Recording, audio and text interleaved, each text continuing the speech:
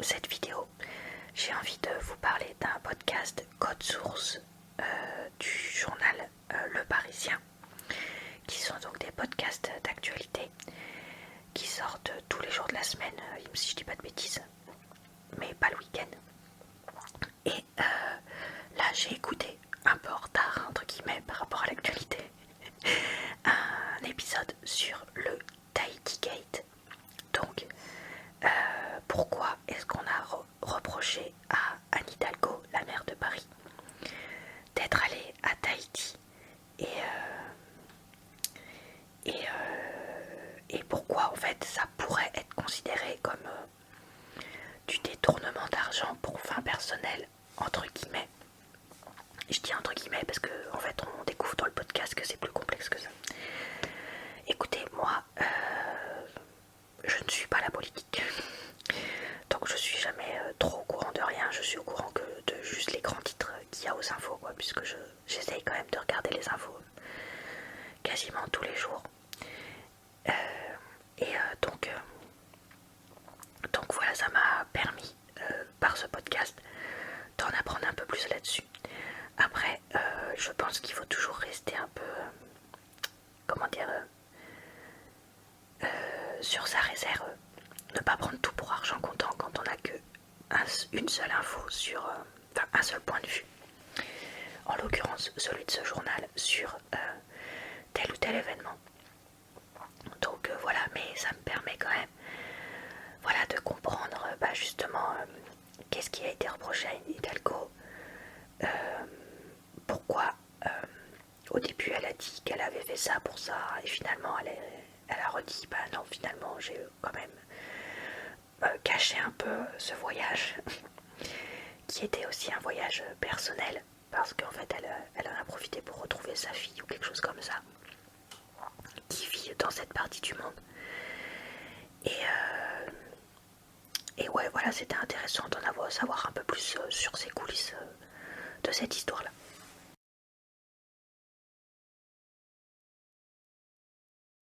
Avis numéro 2. J'ai écouté le deuxième épisode de la série documentaire aussi appelée LSD de France Culture sur les cancers. Et quelle n'a pas été ma surprise de voir que ça n'avait, entre guillemets, rien à voir avec l'épisode 1. Je ne sais pas si vous vous rappelez, mais dans l'épisode 1, on nous parlait de cancer du sein, en long, en large et en travers. Et je croyais que l'épisode 2 serait sur le même sujet. Eh bien, pas du tout.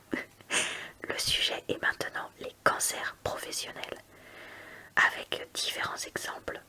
Un homme qui a un cancer lié aux produits phytosanitaires quand il travaillait dans le domaine agricole au sens large. Un homme qui a un cancer lié aux radiations quand il travaillait pour le nucléaire. Je crois que c'est les deux exemples principaux. Et donc en complément de ces témoignages, on a, comme toujours dans cette série de podcasts, des témoignages d'experts, que ce soit des sociologues, des médecins ou autres. Et donc c'était vraiment passionnant de voir à quel point, eh bien en fait, il y a des milliers de cancers en France. Les experts les plus, alors je ne sais pas si on peut dire optimistes ou pessimistes, ça va dépendre de la façon dont vous comprenez ma phrase, mais disent que le minimum serait 20 000 cancers, nouveaux cas de cancer chaque année en France à cause du travail. Et seulement environ 1000 de ces nouveaux cas sont reconnus comme étant des cancers professionnels. Donc ça voudrait dire qu'on aurait 19 000 personnes dont la maladie n'est pas reconnue comme étant un cancer professionnel, vu que comme le cancer est une maladie multifactorielle, eh bien il n'est pas toujours évident de démontrer le lien qu'il y a, voire de faire le lien dans certains cas. Et ça, c'est quelque chose qui est horrible. Parce qu'en fait, on se rend très vite compte avec ce podcast et même en se renseignant un petit peu que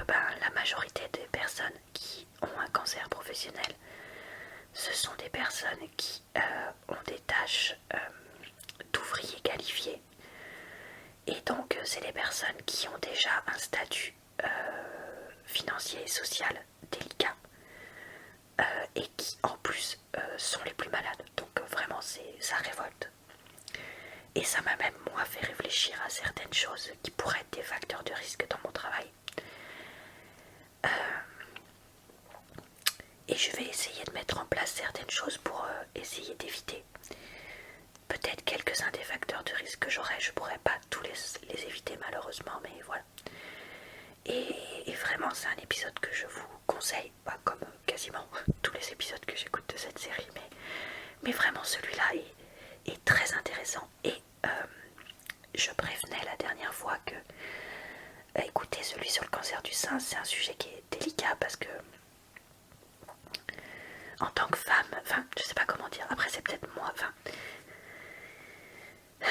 comment dire ça, je connais plus de femmes atteintes de cancer du sein que de personnes atteintes de cancer professionnel. Voilà, en fait c'est ça que j'essaye de dire. Mais ça c'est parce que j'ai la chance de ne pas travailler, je pense, dans un milieu professionnel et avec des collègues où on est tous malades.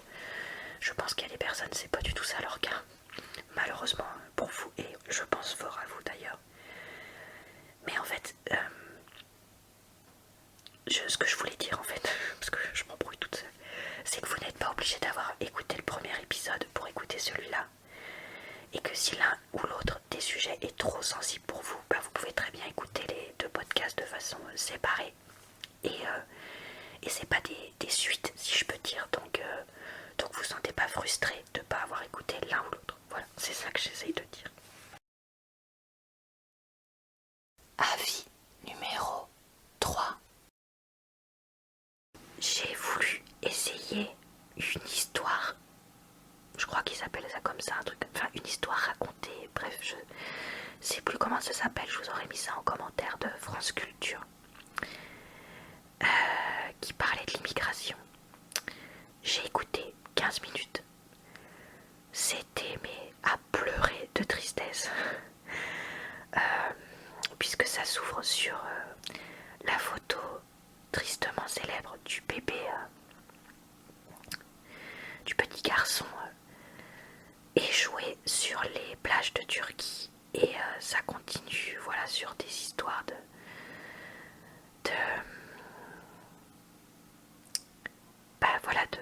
personnes qui ont immigré, ça dépend de quel point on se place. Je crois bien, désolée si je dis des bêtises, là je suis fatiguée. Et qui se passait en lien avec les États-Unis, notamment pour les deux premières que j'ai entendues. Mais c'est pas que c'était pas intéressant, c'est juste que je sentais le truc mais ultra triste, ultra glauque. Et comme je disais, au mois de janvier, parce qu'on est fin janvier quand je vous enregistre ça, j'ai pas eu que des choses faciles dans ma vie perso. Et vraiment, j'avais pas envie d'écouter ça. Parce que voilà, j'ai pas envie d'écouter ça maintenant. Et je pense pas avoir envie de l'écouter bientôt. Pas parce que le sujet est pas intéressant ou parce que c'est mal fait, mais encore une fois parce que en fait le sujet en lui-même, c'est pas pour moi. Actuellement, même si je pense que c'est un sujet nécessaire et je suis contente de savoir que ce genre de choses existent. Là, non, c'est pas possible pour moi. Avis numéro 4. J'ai écouté un épisode de Code Source sur... J'ai oublié le nom de cet écrivain vu que j'ai pas la mémoire des noms, mais tant pis. Un écrivain connu en France qui s'est fâché avec sa famille parce que il écrit des romans basés sur faits réels, mais de sa famille, mais avec beaucoup de faits non réels ajoutés pour les rendre plus intéressants. Or, c'est pas forcément, le côté non réel n'était pas forcément mis en avant pendant longtemps. Et donc, sa famille l'a très mal pris, qu'il invente des faits qui n'en étaient pas, ce que je peux comprendre. Mais en même temps, lui, il a aussi, il se défend en disant qu'il a, entre guillemets, sa propre vérité sa propre vision, ses propres événements qui l'obsèdent et qui l'ont traumatisé. Et donc c'est assez perturbant ce podcast, parce qu'en fait on se rend, enfin c'est perturbant oui et non, mais en fait on se rend compte que comme dans beaucoup de cas, la vérité d'un n'est pas la vérité de l'autre, et qu'on a des points de vue différents, qu'on a des valeurs morales différentes, et qu'on soit de la même famille ou non. D'ailleurs ça me fait penser au podcast que j'avais fait sur une histoire dans un couple, etc., avec une personne qui trompait l'autre et tout ça. Je crois que oui, on a tous des points de vue très différents sur plein de choses. Mais voilà, là, il y a un côté un peu... Je vais pas dire... Enfin, non, je sais pas comment dire. En fait, sa famille, elle ne veut pas l'attaquer en justice. Mais en même temps, ils sont hyper blessés et ils veulent pas laisser des mensonges exister. Que ce soit pour eux et aussi surtout pour leurs enfants. Et donc, voilà, c'est un peu étrange cette histoire. Je crois pas avoir lu de livre de cet écrivain-là, donc je saurais dire si ses romans sont bons ou pas. Parce que je me dis, s'il écrivait des romans super méga bons, est-ce que ça justifierait de faire ça? Non, ça justifierait pas de mentir en prétendant qu'il y a des choses qui sont vraies, alors que pour certaines, elles ont été démontrées comme fausses. Je sais pas. Bref, ça invite à réfléchir. Donc, même si c'est pas l'épisode de podcast de l'année, je pense que ça peut être intéressant de l'écouter. Avis numéro 5. J'ai écouté un podcast Arte Radio intitulé Mon frère de droite, qui est un podcast de 25 minutes, 100% témoignage d'une journaliste dont le frère est plus à droite que le reste de sa famille, qui est constitué, comme elle le dit, d'intellectuels de gauche. Et donc son frère qui ne cache pas qu'il aime bien gagner de l'argent et d'autres idées qui sont plus à droite, pareil comme un peu un ovni dans cette famille. Et c'est assez rigolo, enfin ce podcast pardon est à mourir de rire, parce que le frère qui est donc interviewé tout le long du podcast, entrecoupé de commentaires de la journaliste et de petites voix off, est vraiment, mais je le trouve mais hilarant. Je pense qu'on peut être vexé de certaines des choses qu'il dit, notamment les grosses piques qu'il envoie à sa sœur. Mais moi je l'ai trouvé vraiment mais trop drôle. J'écoutais ça quand je faisais une balade dans mon village, mais j'étais explosée de rire dans la rue. Donc vous me direz si vous avez trouvé ça aussi drôle que moi, je sais pas. Mais vraiment, honnêtement, je pense que je le réécouterai si un jour j'ai un coup de mou et que j'ai envie de rigoler un beaucoup, tellement il m'a plu. Dans le fond, est-ce qu'on apprend beaucoup de choses? Non. Est-ce que c'est intéressant parce que c'est un témoignage? Moi je trouve. Mais vraiment c'est l'humour qui m'a Enfin l'humour. Ouais si, il a quand même de l'humour. Voilà, c'est vraiment cet homme-là qui m'a fait mourir de rire.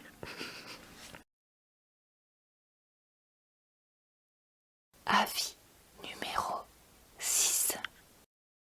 J'ai écouté le dernier épisode, l'épisode 4 de la série LSD,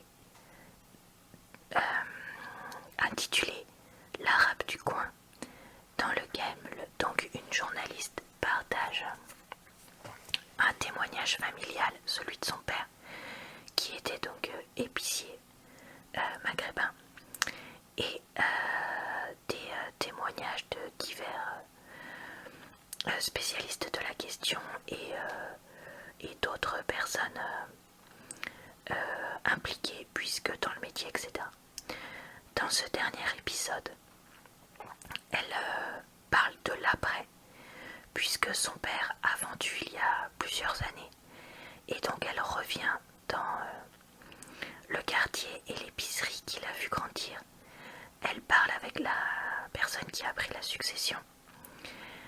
Elle parle du déclin petit à petit des épiceries de quartier et des raisons de ce déclin. Et voilà, c'était vraiment touchant de voir une page se tourner pour elle et puis pour un certain nombre de personnes, puisqu'il y a des personnes qui témoignent et qui disent que le départ de ses deux parents a vraiment changé le quartier, puisque il rappelle dans cet épisode que l'épicier a toujours eu une fonction aussi un petit peu de psy, un petit peu d'assistante sociale, etc. dans le service au sens vrai et large du terme. Et donc voilà, c'est vraiment quelque chose d'intéressant. Et quelque chose qui m'a beaucoup touchée, c'est de l'entendre dire à la toute fin du podcast que elle avait besoin de le faire et que c'était important pour elle de parler de ça. Et vraiment, je trouve que c'est super d'avoir pu avoir accès à toute cette documentation là-dessus. Donc voilà, donc vraiment une série que je vous conseille dans son ensemble et que j'ai adoré. Avis numéro 7. Pour finir, on va reparler encore un peu de politique avec un autre podcast sur ce sujet, sur Rachida Dati à la culture, qui est un podcast forcément récent vu le sujet. Enfin, très récent par rapport au moment où vous allez avoir cette vidéo, c'est ça que j'essaie de dire. Pour les personnes qui ne suivent pas trop les actualités politiques comme moi, c'est-à-dire que moi je suis ça vite fait, mais je ne fais pas partie de ces personnes qui connaissent en détail qui pensent quoi dans la politique et qui fait quoi et tout ça. Et bien ce podcast pouvait être intéressant parce qu'il reprenait un peu le parcours de Rachida Dati et pourquoi sa nomination a tellement surpris dans le milieu de la culture, parce que en gros elle n'a jamais caché, et ça c'est quelque chose que j'avais déjà entendu, qu'elle était plutôt sur le créneau mairie de Paris et donc le fait qu'on la voit là dans un ministère pour lequel elle ne semble pas avoir d'attache, etc., ça paraissait surprenant et ça reste toujours surprenant. Et donc voilà, écoutez, après, si vous connaissez bien la politique, vous n'allez rien apprendre avec ce podcast, clairement. Mais voilà, pour moi, ça m'a permis de revoir un peu en 20 minutes les grandes choses à savoir sur cette nomination, les ambitions de Rachida Dati et d'où elle vient. Et ça m'a plu de revoir ça et de voir un peu cette ministre-là. Ce qu'il en est, je pense qu'on peut dire ça comme ça. C'est tout pour cette vidéo de podcast de ce mois-ci. J'espère que ça vous a plu, relaxé et diverti, et peut-être même que ça vous a donné des idées de podcasts à écouter ou à éviter. Je vous retrouve le mois prochain normalement pour une nouvelle vidéo de ce type et quasiment tous les jours d'ici là sur ma chaîne